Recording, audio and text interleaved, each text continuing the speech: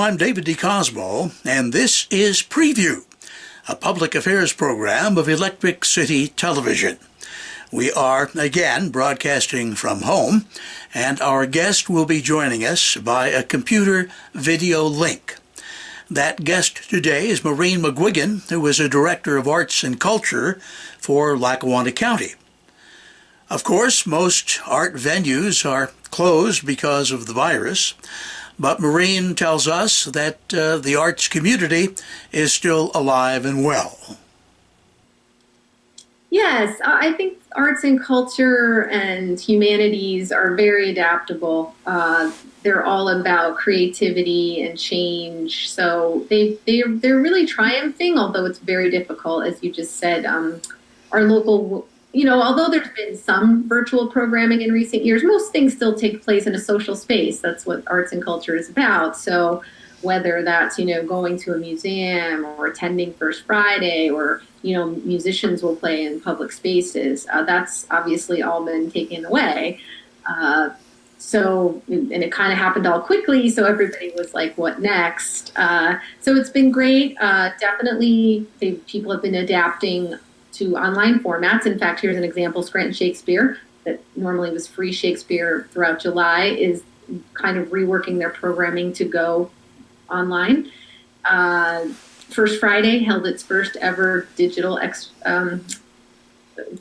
exhibition online. So there was people posting on Instagram, and then on the website you could look at it together. I'm wondering, did you have any feedback as to how that First Friday online worked out? I think for the first one, I participated. People were really supportive of it, sharing it, letting people know about. There were a lot of artists participating. So yeah, I think for the first one, the community really rallied around it. Again, it might be more fun to be able to see some art at AFA Gallery or, downtown Bar Pazzo. But, if we can't do that, we need to adapt. So I think that was nice. I think people are generally sharing a lot of their art on these different platforms. Citizens for the Arts in Pennsylvania, which I'm a board member of and is our state advocacy, I should mention this, they're doing a whole positive campaign asking creative people and everybody really to post a piece of art or performance or something and tag it Pandemic Creativity PA, and then they will repost it. So I think you're seeing a lot of that, people trying to create solidarity and hope by showcasing art in the virtual world. Now, perhaps more than any other occupation, many artists literally live hand to mouth. So there are financial concerns that are really paramount right now. Are there avenues for them to get help? Oh, absolutely. And as you said, I think the arts and culture sector in many ways is very vulnerable, just like our small businesses too. So there is help out there. So one of the priorities our department decided to do was kind of streamline the info. The information is out there. There's a lot of it in all different places, but I think sometimes it can be hard to find the time if you're dealing with other things, to know how to cull through all of it and make sense of it if you're not used to government language and grants. So we put together a COVID-19 community resource team. And so that was our department, United Neighborhood Centers, the City of Scranton Office of Economic and Community Development, Meone Graphic and Promotion, and the Everhart Museum. But we also had help from many other agencies, the University of Scranton Small Business Development Center, NEPA Alliance, the Scranton Area Foundation. We looked at other national resources. So what we did is we pulled the info. We tried to write it in a language that just gave you the nuts and bolts, but told you what you needed to do. So we went through the CARES Act, which is, of course, we're in phase 3 of that, the federal funding. We went through the loans that artists and independent contractors, which is nice. So if you're a 1099, a gig worker, or a sole proprietor, you can also get involved in this. So that's the Paycheck Protection Program. And there's also these emergency injury and disaster loans. So we kind of talk about that. We talk about unemployment for artists has been very confusing in Pennsylvania. For the first time, you can apply as a self-employed person, but they're waiting for a separate form. So that has not been an easy process. yes, but it's good news that you can apply if you're an independent worker. But they said that should be out in about 2 weeks, so we're just telling people to be patient. I think patient is a key word. There's so many people applying for these different funding opportunities that I'm telling people, get your paperwork in, talk to your local bank. Banks are a really important resource in this. And many of them are offering low interest loans with, no payment for 90 days. Same thing with credit card companies. We don't want to see people getting into a lot of debt if they don't have to. So credit card companies are really working with people, banks. So I think there's a lot, and this is all in our guide. There's also grants. One of the first in our area was a Scranton Fringe Festival, who's relies on a lot of independent office, put together an emergency fund, which is still going. They got a lot of donations, so people can find that on Facebook, Scranton Fringe Emergency Artist Fund, and you can apply for a small stipend, but will certainly help people. Also, if you have money to make a donation, even $5 will go a long way. The Scranton Area Foundation also has a COVID-19 grant program that you can make a donation to or apply. That's for nonprofits only. This is kind of a fun one. The Pennsylvania Humanities Council is offering pop-up grants for programs that deal with the humanities online. So this is all in our guide, but just to give you a range of kind of the topics that we're trying to help artists with. We post daily on our Twitter and our Facebook page because it always changes. We're in a time of change. So even these federal programs are changing. And like I said, the unemployment office isn't quite set up yet to do the independent contractors. So that's what I saw our office. A number one priority was that. And we're also having other discussions. So what is phase 2 of this? I don't know if they're going to let everybody rush out into big festivals. And, we do the July 3rd fireworks. I'm always on your show for that. So it's like, we don't know. We don't know what phase 2 will look like. So we're brainstorming about that. I'd like the Arts and Culture Department to be able to create a funding program. We're talking about maybe doing some quick, maybe virtual stipends for artists, and then later on, maybe offering grants that kind of reimagine art in a social distancing world. So there's a lot of dialogues like going on right now. I don't know if people realize how many artists are in our area, but when you consider all of the various genres, when you consider painting, when you consider music, when you consider photography, there are really a lot of artists, very talented people in our area. Yes, I like to use the word ecology a lot, and I think this crisis is showing that, the creative world, even graphic artists. I said earlier when we were doing a Facebook Live that I consider cooking an art form, our small artisans who might make honey. So everything's, the creative community really makes that quality of life, helps with economic and community development. So it's kind of eerie when you think how we've, they're not gone. As I said, there's a lot of activity online, but when you think about our community in the three-dimensional world, how much a part of it they are, it's really, I would say, back here in 2002, and it's just exploded since then. Well, Lackawanna County has been in the forefront of supporting those in the art world, and as you indicated, usually there are a lot of events from the fireworks to corner musician performances that go on. Because you're in such an unknown realm at this point, do you at least do some tentative planning? Do you say, well, here's what may be possible for October or November? Great question. Yes, I think it's never too soon to have those dialogues. We just had a meeting today with some other county departments who run events. Well, what are we all going to do? We did a few weeks ago, because again, we don't know what's happening. We did put out our call for Art in the Park, which is another program I always talk about, where we have artists working with children in our county parks. I don't know. We can't make that decision yet. But the nice thing about that is I can always we can always do that program maybe in the winter if it's okay. So we're still going to collect the applications. The fireworks is a big question. but again, thinking of creative ideas, maybe we just have the fireworks and encourage people to stay home. Maybe we do it digitally. We have old footage. We really hope we could have it. It might have to look differently. We're not quite ready to make that decision, but we will keep the public informed because we really don't know what's going to happen at the end of April.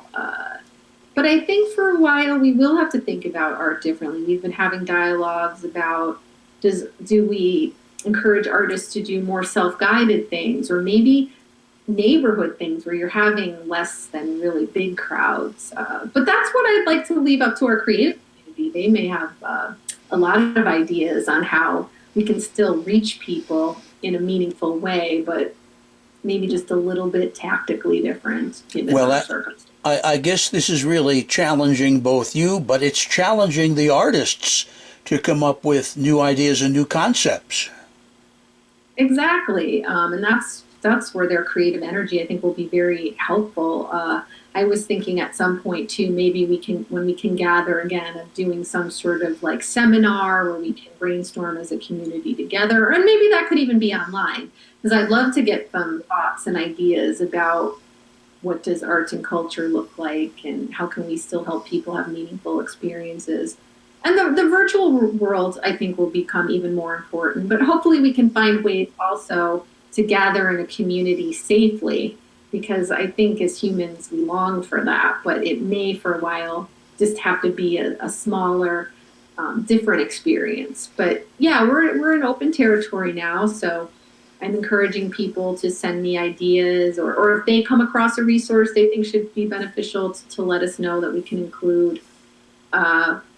It's great to see. The nice thing with online and social, you can connect with people from all over the world, really, and see what they're doing. So, I think it's a great time that we're able to get ideas from all over. I noticed that there are a number of museums and such offering virtual tours right now. Yes, that's become big. In fact, our own museum, the beautiful Everhart, is also working on things like that. So I think a lot of organizations have definitely jumped on that, because if you can't physically go, the next best thing is you can still educate yourself and learn and have a meaningful experience through the internet. So I think we're really lucky that we're living in a time when we can have all this digital connection, because isolation is not good for mental health. I don't think any of us really want to be isolated. So at least this platform allows us to connect with people and experiences and still feel part of a community. I wonder if people are beginning to understand, by virtue of what they are stuck with right now, how important art is to them. Whether it's being at home watching a movie, which is a form of art, or perhaps taking the golden age of TV. or taking one of those virtual tours, which in essence take you out of your house without leaving it. Right. Yeah. I like to think so. I think kind of what I was alluding before, we realize that how art, even if people don't think of themselves as artist appreciators, is embedded in all our lives. Like, I heard this report that more people are ordering jigsaw puzzles because they want, but that's art too. Somebody had to do the design. So you really, it's everywhere. It's embedded in our lives. So I think you're right. I think people are appreciating those activities and doing their own. Everybody's creative, with kids being home, arts and crafts and things, I think, have become a big part of families' lives, finding creative activities for children to do, or even adults. You're at home, so you have the time, so making things, returning to that, I think, is also on the rise.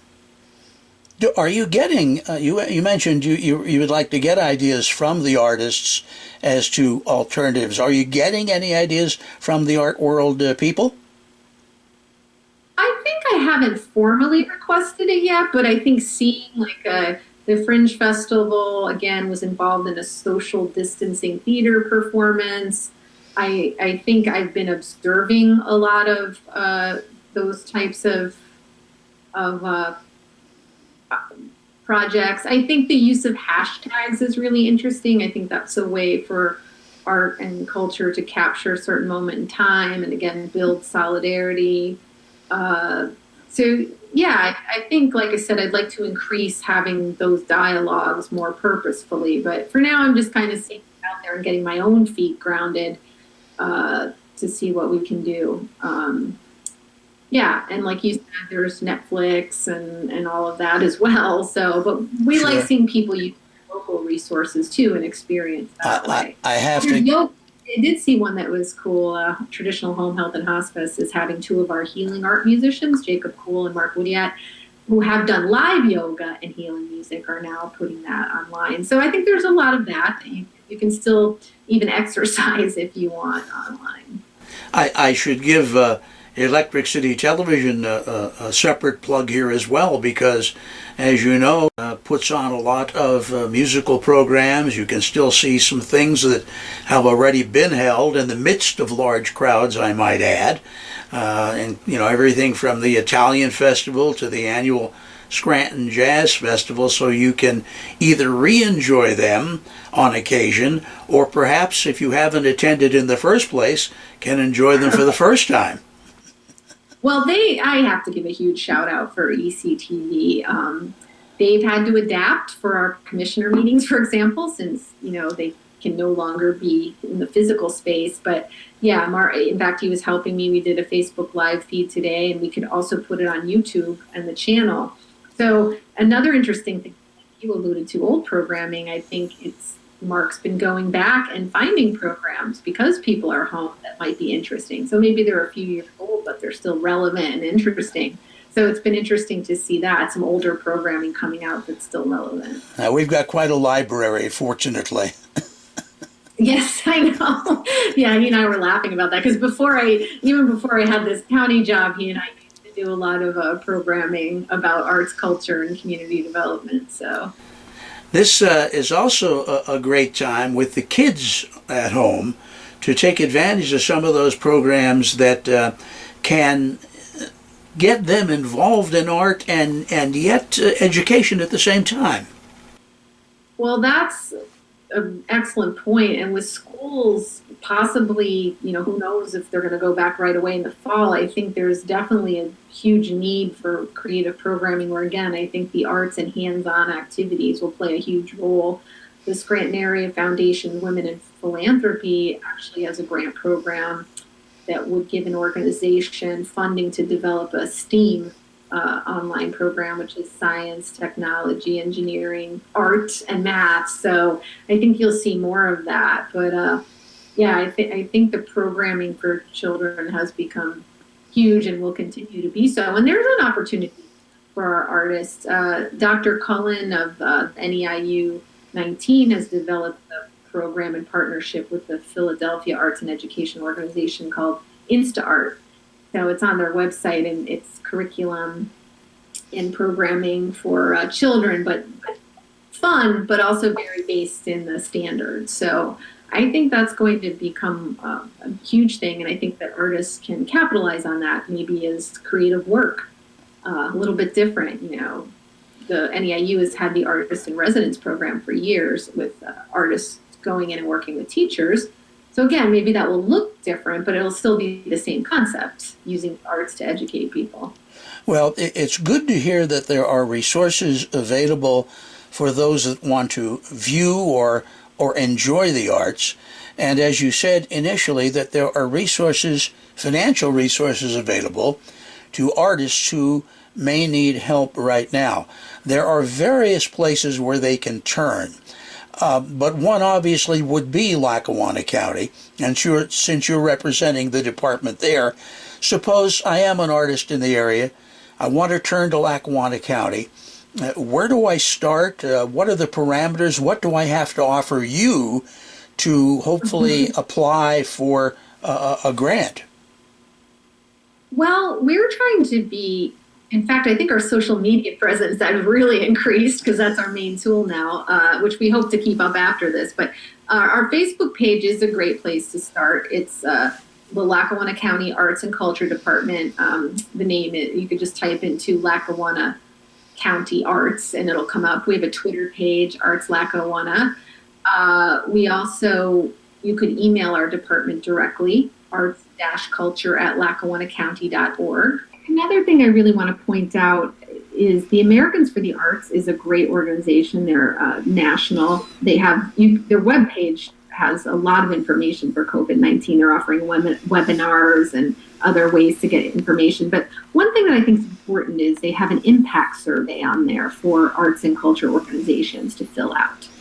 It's right, if you go to their COVID-19 resources, it's under there. Why I think that is important is data is always important. Data helps us tell a story.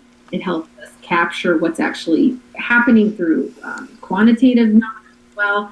So in that survey, we filled it out for our department. It's asking how this COVID-19 crisis has impacted your organizational capacity, how you've responded to it. So, did you have to lay off staff? Those kinds of questions. And why that's important is it will become after important to tell our story to our legislators, to our donors, to patrons of how the challenges the sector face, but also the triumphs. And as you pointed out earlier, art is everywhere. It's embedded in our lives. So it's very important. And in order to help the sector recover, we have to understand it, and we have to understand what happened. So it's a very short survey, but I think it would be really great if we could get all arts and culture organizations across Pennsylvania to participate. So I'm really encouraging our local organizations to fill that survey out. Like I say, it doesn't take a lot of time, and even though the data will be national, it still can be used to tell our story from a local perspective. So I think that is very important. So while artists may at times be competitive, at this time they would be probably better off by, as much as possible, cooperating with their thoughts and their views. Yes, that's exactly right. I've been reflecting about this a lot. In recent years, there's been tons of collaboration, not just in the arts sector, about tons of conversation, like we said, about collaboration, because it really is more effective to collaborate. It's also difficult, but I think now it's going to become more of a lifeline. I'm not sure if people will even have a choice because but a lot of positive things can come out of that, even though sometimes it's difficult. But I think there'll have to be creative conversations about sharing funding, resources, knowledge. For example, the guide I put together could never have done it on my own. I needed expertise and help in various sectors. So that was a really great inspirational project. I am seeing some of it. We have a youth funding program called Arts Engage, and some of our programs had already started going on with online classrooms, and they were very willing to share technical assistance and how they did that. So that was really nice to see that people were willing to share their expertise and even help other organizations. I do see a lot of collaboration in our community, so I just think we'll have to increase it and maybe even think more creatively about what collaboration looks like. Would this be a good time for people who are consumers of art, who aren't the painters, who aren't the singers, but who are the viewers? Would it be a good time for them to speak up about the importance of art in their life during this pandemic? Yes, I think that's an excellent point. We've been thinking a lot about what does advocacy look like in this new universe. So I think that's definitely important. You could do that. You're talking about speaking up, but as I said, we also encourage people, if you have $5, donate it. But beyond that, maybe writing letters to your legislators about how art has helped you during this time, both on a local and a state and national level. I think that's always good. Joining the Citizens for the Arts in PA, it's very cheap to be a member. Individuals, only $25. They're an organization that's going to continue to advocate. I think, again, social media, since we're all sitting home, that's a great platform to shout from the rafters how important arts and culture is to you. I think advocacy, now that we've sort of got a handle on how to communicate about financial resources, I think advocacy may be another project we're going to take on, and giving people tips on how to practice advocacy and get their word out how much arts and culture has helped them, and how it's still important to support it. Well, especially now, it's difficult because everybody's suffering under this. So it's not like we're saying arts and culture is more important or has, special challenges. It's just, I think it's important to not forget that sector, even though there may seem like there's more pressing things. But, artists are workers too. And they also, I think, provide a great service that will be important for people's mental health. I think we all think there's going to be issues with that. And how do we help heal our communities and recover from this? So I think they will play a role in that. Very good. Well, Maureen McGovern, I thank you so much for joining us. Stay well, and let's make sure that the arts stick around after this pandemic. Thank you, David. It's so wonderful what you're doing, keeping everyone informed, so we appreciate it. And you stay healthy and safe as well. Thank you, Maureen. Bye-bye now. And I thank you for joining us, too. I'm David DeCosmo. This is Preview on Electric City Television. Till I see you again next time, here's hoping all your news is good.